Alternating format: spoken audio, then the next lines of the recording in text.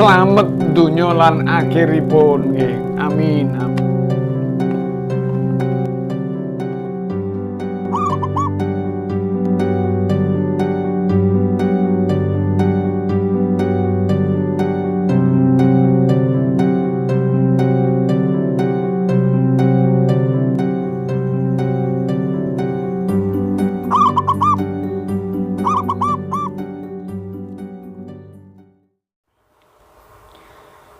Assalamualaikum warahmatullahi wabarakatuh.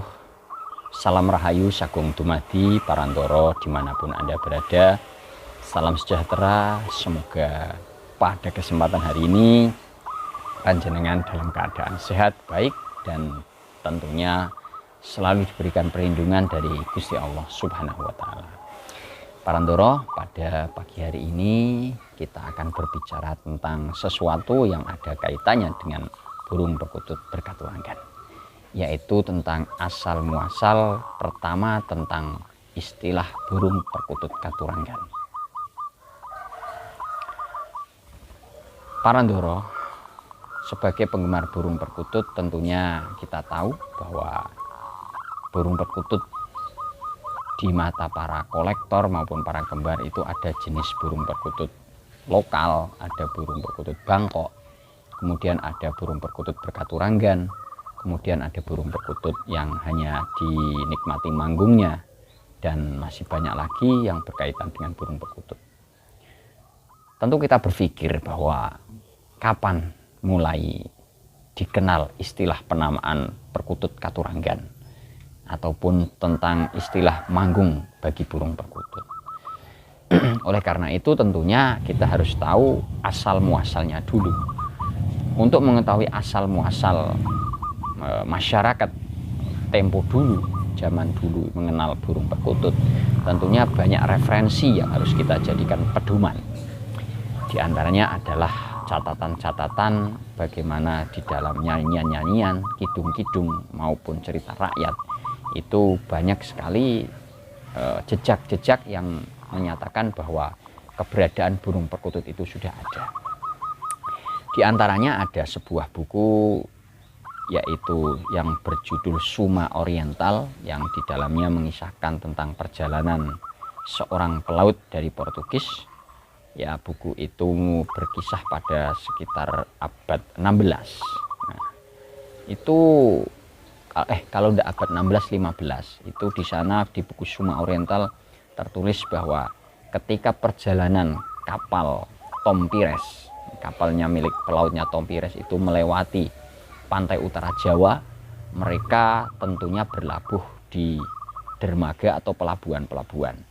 Ketika mereka berlabuh di pelabuhan, mereka tentu akan bertemu dengan masyarakat. Nah, di sana para anak buah kapal maupun si pemilik kapal sendiri ketika turun untuk mengisi perbekalan, mereka mengatakan bahwa masyarakat pesisir Pulau Jawa pada tahun atau abad itu telah memelihara burung peliharaan. Nah, burungnya itu adalah burung anggungan. Di antaranya adalah derkuku, brenggolo, dan perkutut. Nah, di sini jelas bahwa abad 15-16 di pantai utara Pulau Jawa telah mengenal memelihara burung perkutut. Kemudian mungkin sebelum itu, nah, tahun-tahun sebelumnya, ketika dalam beberapa kisah kerajaan di Siliwangi, Jawa Barat, itu pun ada kisah burung perkutut Jokomangu. Di sana adalah kisah tentang burung perkutut milik putra dari Prabu Siliwangi. Nah, di sini jelas bahwa memang perkutut ada jejak-jejak dalam catatan-catatan.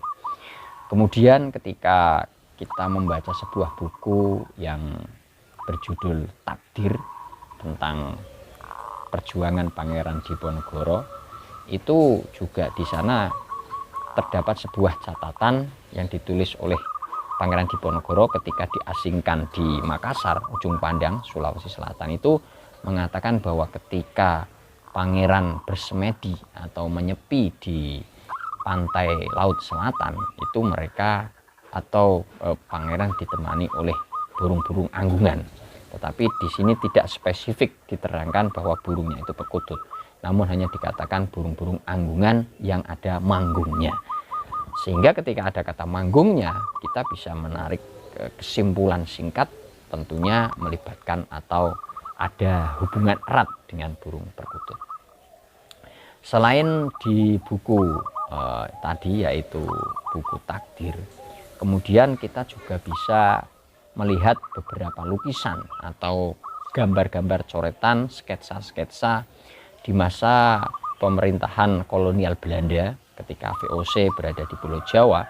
Itu salah satu gambar yang berada di daerah Tuban, itu ketika sang adipati atau bupati Tuban itu memiliki sketsa, di mana sketsanya itu adalah sketsa gedung kabupaten atau kadipaten. Itu di kanan kiri gedung itu ada ornamen berupa sangkar burung perkutut, dan di dalamnya itu ada motif-motif burung perkutut.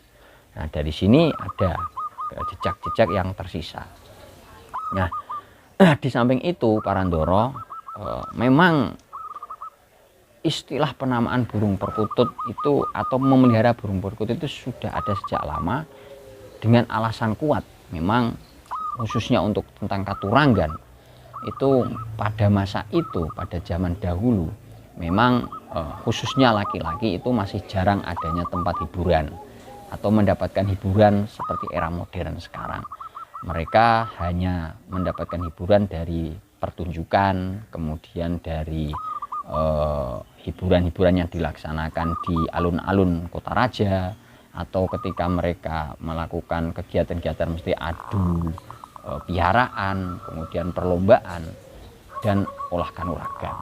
Nah, salah satu kebiasaan di masa itu adalah mereka juga sering berada di warung-warung atau tempat-tempat yang menjajakan makanan dan minuman.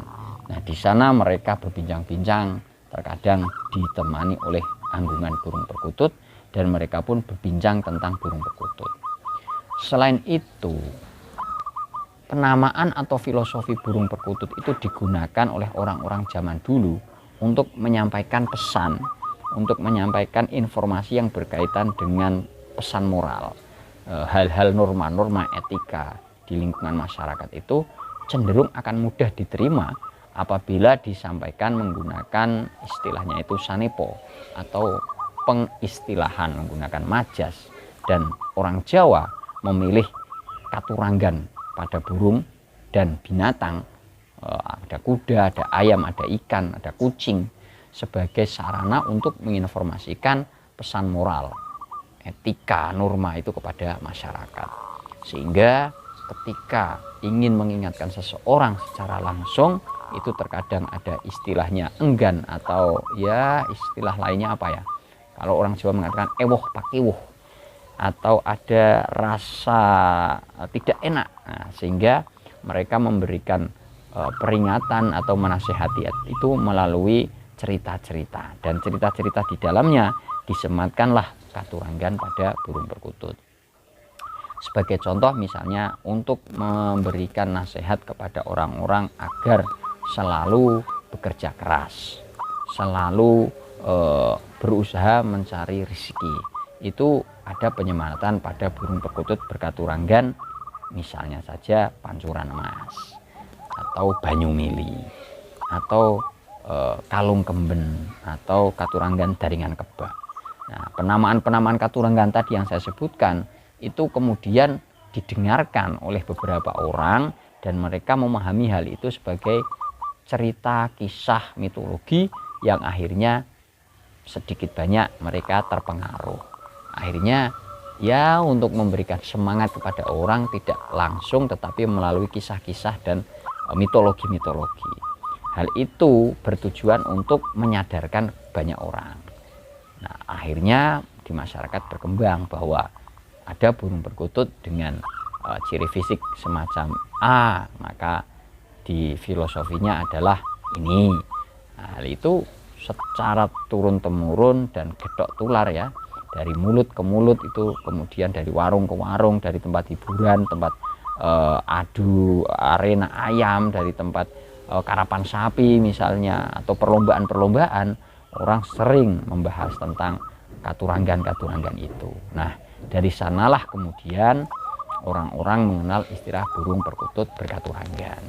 Kemudian mereka pelihara, apalagi manggungnya juga enak. Ya, yang jelas kesimpulannya adalah Parandoro bahwa ketika orang-orang itu membutuhkan sesuatu untuk dijadikan hiburan, melepas kepenatan dari rutinitas, maka mereka menemukan burung perkutut sebagai sarana untuk hiburan. Dan di sana kemudian beberapa orang mulai berusaha untuk menggali istilah-istilah tentang ciri fisik tersebut dikaitkan dengan filosofi kehidupan manusia.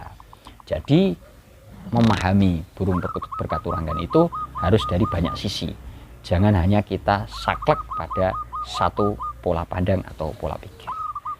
Nah, demikian Parandoro, saya mohon maaf apabila ada hal-hal yang kurang berkenan. Dari lereng Gunung Muria Kabupaten Kudus, kami pamit undur diri. Assalamualaikum warahmatullahi wabarakatuh. Rahayu Sagung Dumadi.